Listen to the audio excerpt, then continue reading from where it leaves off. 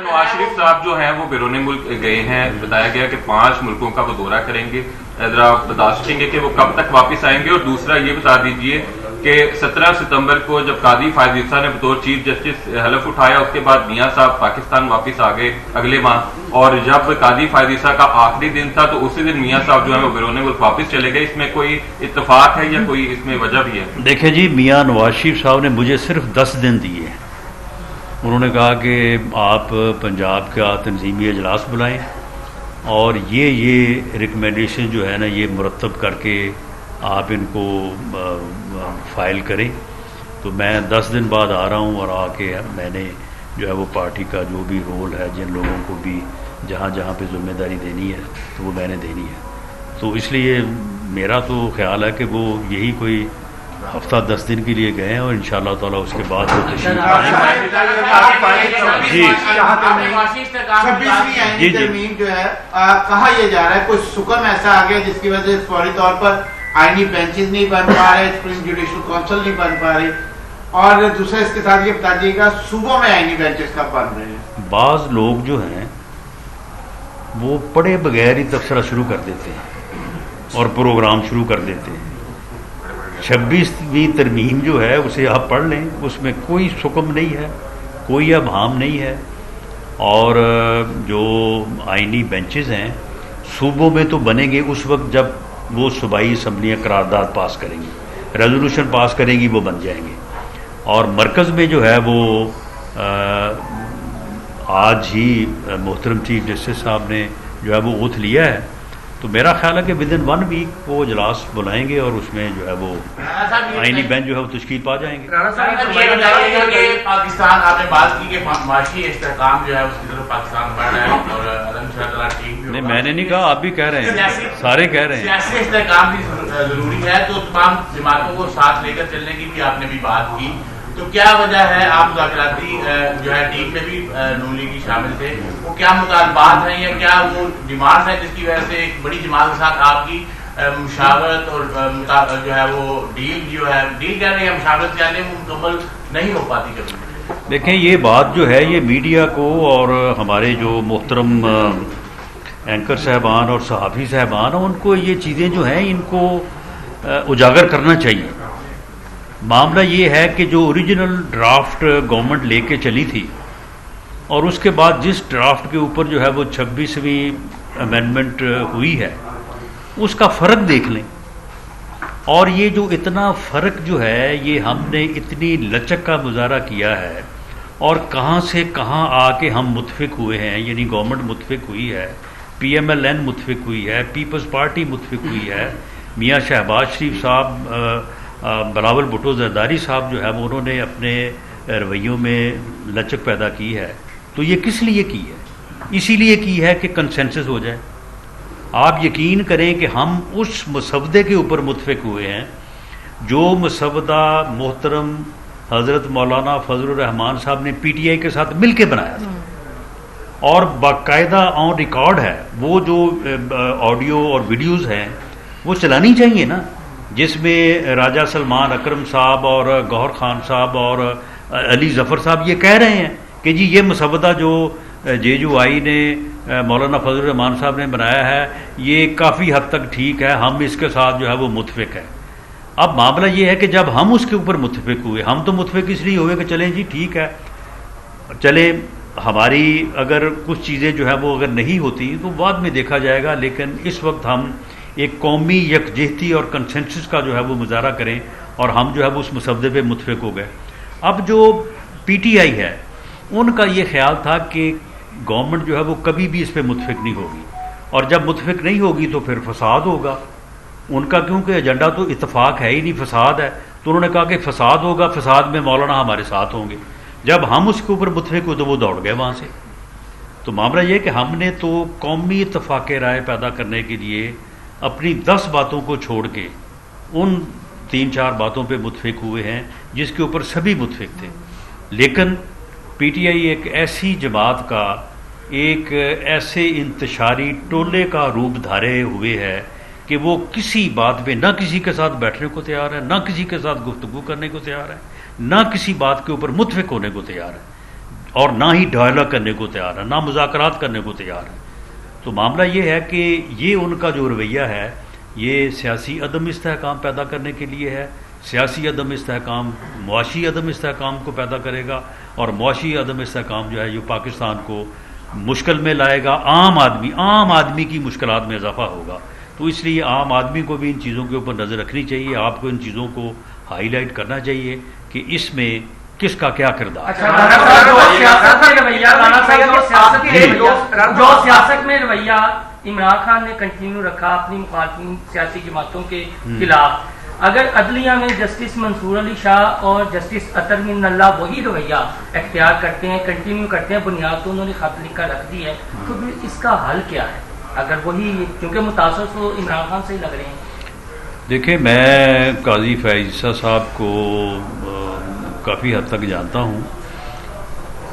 وہ بھی ماشاءاللہ کوئی ادھار رکھنے والے بندے نہیں ہیں اپنی طبیعت کے حساب سے، لیکن یہ ان کی مہربانی ہے کہ وہ کل جاتے جاتے جو ہے نا انہوں نے اس خط کا جواب نہیں دیا، ورنہ مجھے یہ اندیشہ تھا کہ جاتے جاتے وہ بھی جواب دے کے جائیں گے. تو اب یہ یحییٰ افریدی صاحب سے یہ امید کی جانی چاہیے، کیونکہ ان کے تعلقات دونوں طرف بہت اچھے ہیں.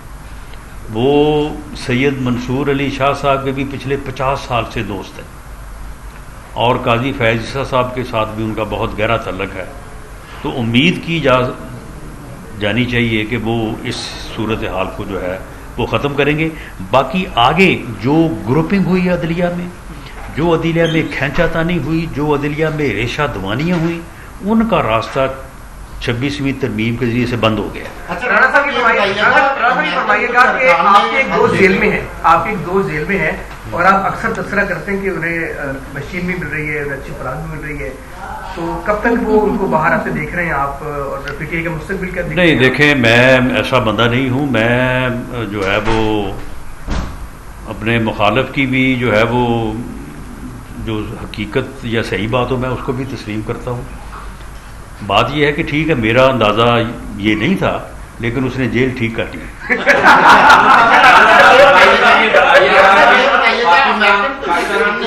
جو صحیح بات ہے نا وہ میں نہیں کبھی روکتا، جیل اس نے صحیح کر لی.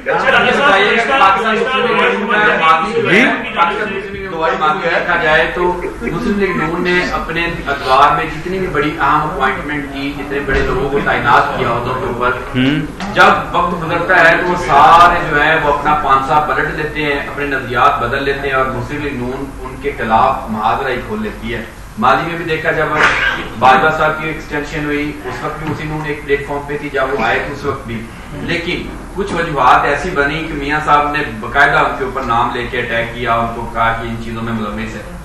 وقت گزرا تو وہی چیزیں، وہی اسٹیبلشمنٹ ان کا نام لینا مسلم نون دوبارہ نہیں کرتی، ان کو کردار جو ہے ان کے کیسے کردار پہ پہنچانے کا نام نہیں لیتی. اب کی بار ایک بڑی اپوائنٹمنٹ آپ نے یحییٰ افریدی کی کر دی. کیا آپ لوگوں کو یقین ہے کہ یحییٰ افریدی جو آئے ہیں اپنے منصب پر آنے کے بعد کسی اس طرح کا جو ماضی یا مسلم نون کے ساتھ برتاؤ کیا جاتا ہے اسٹیبلشمنٹ کی طرف سے یا بڑے عہدوں کی طرف سے، اب یحییٰ افریدی صاحب اس کا حصہ نہیں بنیں گے؟ دیکھیں، اگر تو 3 سینئر موسٹ ججز میں سے میاں شہباز شریف بطور وزیر اعظم کسی ایک کا انتخاب کرتے تو پھر تو آپ یہ کہہ سکتے تھے کہ جی آپ نے یہ کی ہے. میں یہ بھی اس حقیقت سے بھی پردہ اٹھا دوں کہ پہلے تجویز یہی تھی کہ جی حکومت وزیر اعظم جو ہے وہ ایڈوائز کرے، جو تین سینئر موسٹ ججز ہیں ان میں سے ایک کو جو ہے وہ چیف جسٹس بنا دیا جائے. میاں شہباز شریف نے بطور وزیر اعظم یہ کہا، اس نے کہا کہ نہیں، مجھے یہ اختیار نہیں چاہیے، آپ اس کو یہ اختیار جو ہے وہ پارلیمنٹ کو دیں، اور پارلیمنٹ ٹھہرو بھائی ذرا، آپ یہ اختیار جو ہے یہ پارلیمنٹ کو دیں، اور پارلیمنٹ کی کمیٹی جو ہے وہ اس اختیار کو یوز کرے. 3 میں سے بھی ایک کا انتخاب جو ہے وہ میں نے نہیں کرنا. تو یہ جو انتخاب ہے یہ بالکل پی ایم ایل این نے نہیں کیا، نہ وزیر اعظم نے کیا ہے. یہ انتخاب جو ہے یہ پارلیمانی کمیٹی نے کیا اور 2/3 میجورٹی سے کیا. اچھا رانا صاحب یہ بتائیے، گزشتہ دور حکومت میں بھی آپ کی پارٹی نے بلدیاتی انتخابات کروائے، لیکن 2-3 سال تک نچلی سطح پر اختیارات کو منتقل نہ کیا گیا. بلدیاتی انتخابات کے بعد جو بلدیاتی نمائندے آپ کے سلیکٹ ہوئے وہ جو 3 سال تھے سراپا احتجاج میں سوائے 10 سرٹیفکیٹ اور 10 سرٹیفکیٹ کے علاوہ جو ان کے اختیار میں ہونا چاہیے تھا وہ انہیں نہ مل سکا. یہی وجہ تھی 2018 میں جب آپ کی پارٹی کے اوپر برا وقت شروع ہوا تو وہ بلدیاتی نمائندے جو ہیں وہ آپ کے پیچھے نہ کھڑے ہوئے, نہ ریلی میں نظر آئے, نہ جلسوں میں نظر آئے. کیا سمجھتے ہیں کہ اب جو بلدیاتی انتخابات ہونے جا رہے ہیں ان میں وہ اختیارات پارٹی جو ہے وہ نیچے بلدیات کو فراہم کرے گی یا نہیں کرے گی؟ جی, آج کا جو تنظیمی اجلاس ہے اس میں دوسرا اہم ایجنڈا جو ہے وہ بلدیاتی انتخابات کا ہی ہے, اور پارٹی پریزیڈنٹ میاں نواز شریف صاحب نے یہ بات زور دے کے کہی ہے کہ آپ لوگوں سے کہیں کہ وہ اس بارے میں اپنی تیاری جو ہے وہ شروع کریں.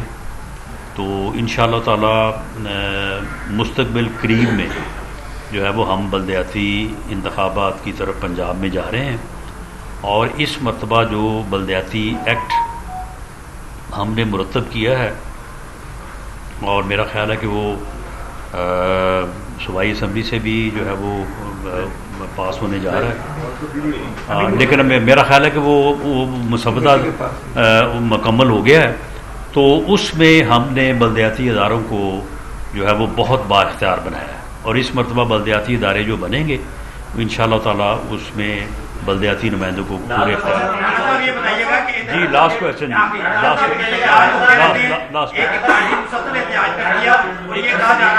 چلیں سیکنڈ لاسٹ. جی کے اوپر بھی وہ احتجاج کریں گے کہ کوئی ڈیل ہو گئی ہے یا غبار سے ہوا نکل گئی ہے, کوئی احتجاج نظر نہیں آیا کچھ بھی نہیں. دیکھیں وہ احتجاج کی اپنے تئیں جو ہے وہ پوری کوشش کر رہے ہیں, اور یہ ڈیل ویل والی جو بات ہے, دیکھیں ڈیل تو دونوں پارٹیوں میں ہوتی ہے نا, ایک دوسری طرف ہم بیٹھے ہیں.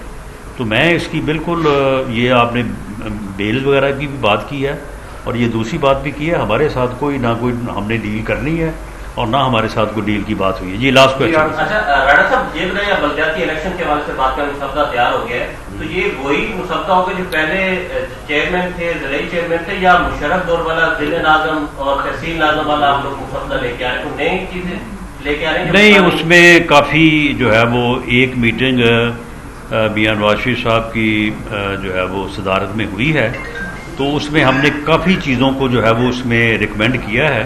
تو اب جب اس کی فائنل شیپ سامنے آتی ہے تو پھر اس کے بعد دیکھیں گے. رانا صاحب, جسٹس منصور علی شاہ نے جو اپنی بیگم کو میسج کیا, کیا وہ واقعہ درست ہے؟